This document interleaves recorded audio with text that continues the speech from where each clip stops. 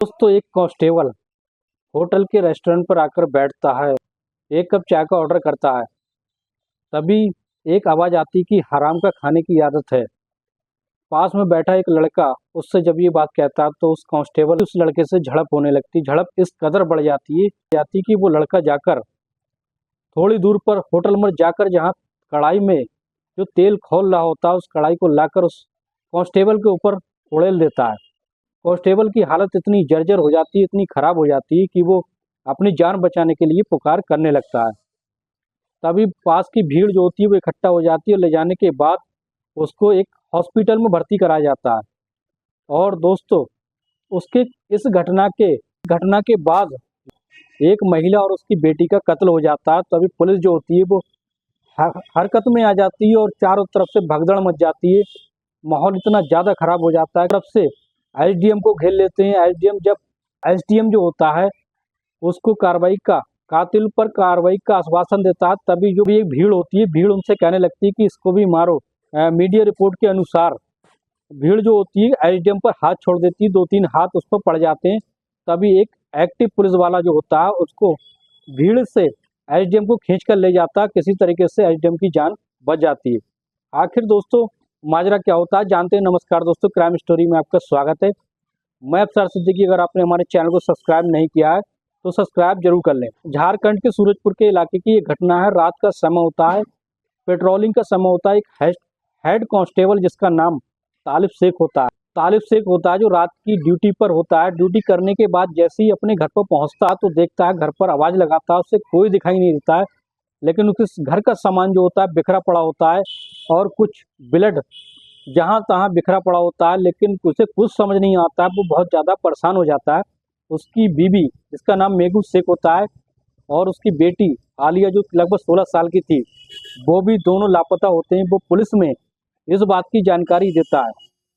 तभी पुलिस हरकत में आती है, छानबीन करने लगती है। घटना की छानबीन जब करने लगती है तो दोस्तों, छानबीन करते करते उसके घर से लगभग 5 किलोमीटर दूर एक जंगल पड़ता है। जंगल में जाकर जब पुलिस देखती है तो क्या देखती है, देखकर उसके होश उड़ जाते हैं। लेकिन तालिब शेख की बीवी और जो बेटी होती है जिसका नाम आलिया, दोनों की लाश मिलती है।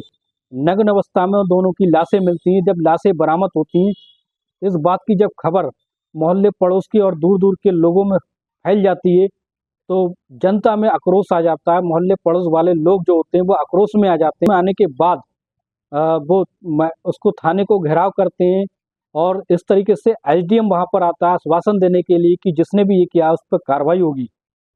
जैसे ही कार्रवाई का वो आश्वासन, भीड़ जो होती है इतनी उग्र हो जाती है और कहती है कि मारो उसको भी।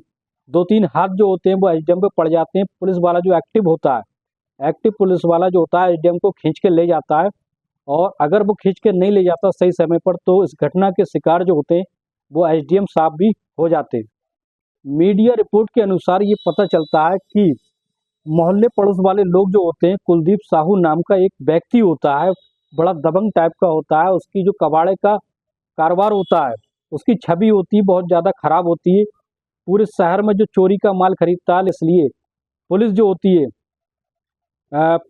है उससे बहुत ज़्यादा परेशान होती है। मोहल्ले पड़ोस के लोग भी उससे परेशान होते हैं कि चोरी का वो काम करता था। वो दबंग टाइप का होता है। भाई का नाम होता है संदीप साहू। वो भी अपनी दबंग टाइप में जिंदगी काट रहा होता है। मोहल्ले पड़ोस वाले लोगों का ये कहना होता है कि जो कुलदीप साहू जो होता है कांस्टेबल तालिब शेख के घर पर रात में आया था और उसकी बीवी बच्चे को तलवारों से हमला करने के बाद उसको घसीटकर कार में बिठाकर ले गया। फिर पता नहीं उनके साथ क्या किया।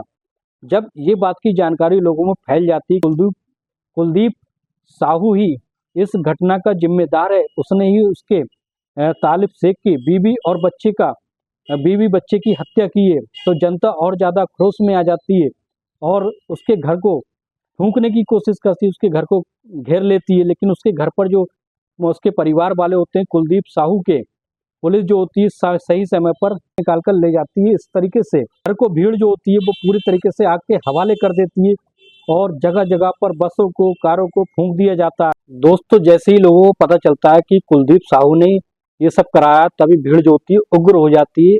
उग्र होने के बाद उसके कारखाने को फूंक देती है। कारखाना जो सबसे बड़ा कबाड़ी होता है शहर का, उसके फूंक देती है, तभी प्रशासन हरकत में आ जाता है और उसको प्रशासन जो होता है इतनी तेजी से काम करता है कि बलरामपुर, वो भागने की तैयारी कर रहा था लेकिन बलरामपुर में पुलिस जो होती है उसको पकड़ लेती है। उसके बाद प्रशासन के सामने पेश किया जाता है, वो अपने गुनाह को कबूल कर लेता है। अब इस तरीके से दोस्तों अब उनको कोर्ट में उनको सजा हो जाती है। सजा होने के बाद दोस्तों जब मामला शांत हो जाता है